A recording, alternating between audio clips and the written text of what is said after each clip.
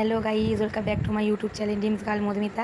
আজকে আবার কলেজে একটা ইন্টারনাল এক্সাম আছে, তো দিদি যাচ্ছি বেঙ্গলি জেনারেল পেপার দিতে যাচ্ছি। এই মন্দিরটা আমাদের বাড়ির কাছে শিব ঠাকুরের মন্দির। তোমরা সবাই ভালো জিজ্ঞেস, ওটা আমার একটা দাদার মেয়ে হয়, আমাদের বাড়ির সামনেই বাড়ি ওদের, খুব মিষ্টি। তো আমি দোস্তগুলো অনেকক্ষণ দাঁড়িয়েছিলাম বাসের জন্য, তো বাস আসছিল না তাই দাঁড়িয়েছিলাম। বাসের মধ্যে খুব ভিড় ছিল তাই ভিডিও করতে পারিনি, দুজন হেঁটে যাচ্ছি কলেজের দিকে যাই।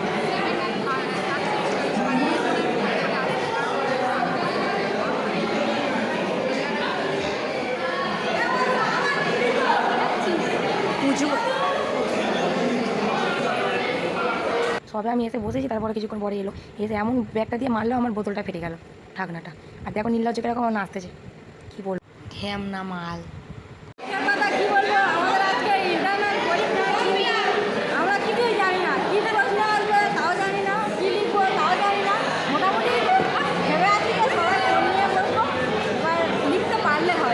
শেষ হয়ে গেছে, আমি এখন কমন রুমে বসে আছি, গরম হচ্ছে, এখান থেকে টানা পড়তে যাব।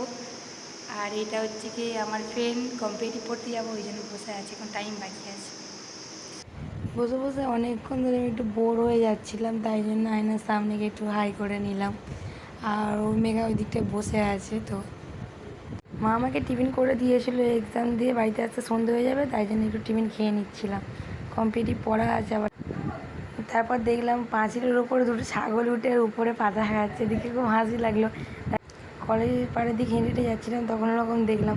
তারপর কলেজের পাড়ের ওখানে গিয়ে নদীর পাড়ে গিয়ে বসে আছি, তো খুব সুন্দর হাওয়া লাগছিল। তো নদীর পাড়ে বসেছিলাম, কতটা সুন্দর ঢেউ আসছে তোমরা দেখো গাইস।